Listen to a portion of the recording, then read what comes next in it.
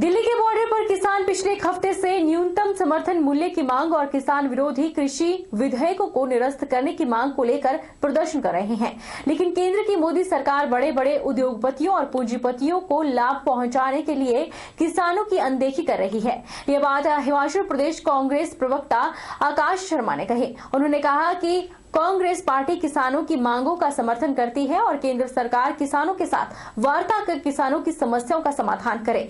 वो भारतवर्ष जो एक कृषि संपन्न प्रधान देश है और यहाँ पे 1500-1600 करोड़ के लोग जो हैं वो कृषि पर निर्भर हैं, वो आज एक हफ्ते से जो है राजधानी के बॉर्डर पर घूम रहे हैं, विरोध दर्ज कर रहे हैं और ये मांग कर रहे हैं कि न्यूनतम समर्थन मूल्य जो है उनको प्रदान किया जाए और लिखित तौर पर जो है वो केंद्र सरकार उनको आश्वासन दे और जो काला कानून केंद्र सरकार द्वारा लाया गया है उसे वापस लिया जाए।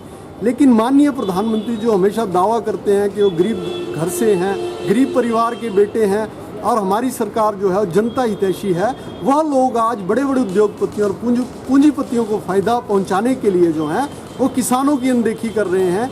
और कांग्रेस पार्टी भी जो है वो किसानों की मांगों का समर्थन करती है और ये चेतावनी देती है केंद्र सरकार को कि वो अतिशीघ्र जो है किसानों की समस्याओं का समाधान करें और जो न्यूनतम समर्थन मूल्य किसान मांग रहे हैं वो उनको दिया जाए और काला कानून वापस लिया जाए। जिला बिलासपुर के घुमारवीं ब्लॉक कांग्रेस का किसानों के समर्थन में 24 घंटे का धरना प्रदर्शन खत्म हो गया है।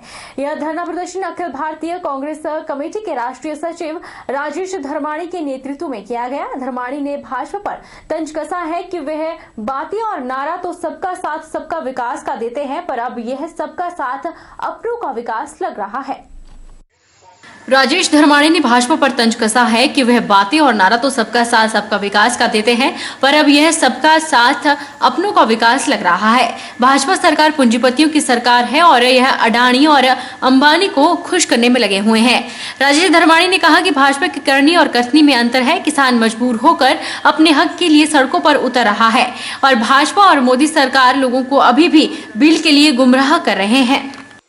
किसानों के प्रति, बेरोजगारों के प्रति, आम देशवासी के प्रति जो आपका रवैया है उसको बदलें और ये जो पूंजीपतियों की हितैषी सरकार है जो हर फैसला पूंजीपतियों के इशारे पर पूंजीपतियों के फायदे के लिए ले रही है, इस रवैये को बदलें, इस सोच को बदलें। क्योंकि जब चुनाव थे तो आपने वायदा किया था, नारा दिया था सबका साथ सबका विकास, जो आज सत्ता में आने के बाद बदल गया है।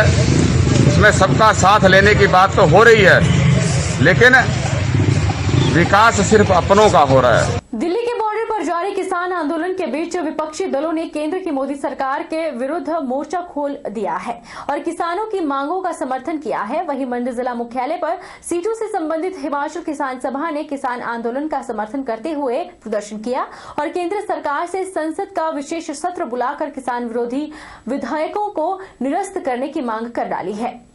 दिल्ली के बॉर्डर पर जारी किसान आंदोलन का समर्थन करते हुए सीटों से संबंधित हिमाचल किसान सभा ने मंडी जिला मुख्यालय पर प्रदर्शन किया और केंद्र सरकार से संसद का विशेष सत्र बुलाकर किसान विरोधी विधेयकों को निरस्त करने की मांग कर डाली।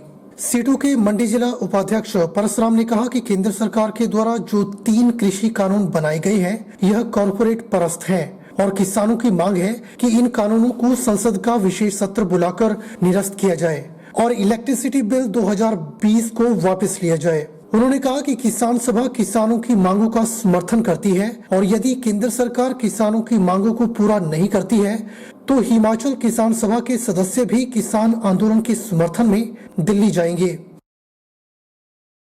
3 कानून कृषि कानून बनाए हैं जो कि कारपोरेट परस्त हैं और किसान ये कहता है कि उनको वापस लिया जाए, उनको निरस्त किया जाए संसद का विशेष सत्र बुला करके और साथ में जो इलेक्ट्रिसिटी बिल 2020 है उसको वापस लिया जाए। परंतु जो 1 दिसंबर को बैठक बुलाई थी उसमें किसी प्रकार का रास्ता नहीं निकला था और आज 3 दिसंबर को फिर बैठक बुलाई है केंद्र सरकार ने। हम उम्मीद करते हैं कि केंद्र सरकार इन कानूनों को वापस लेगी।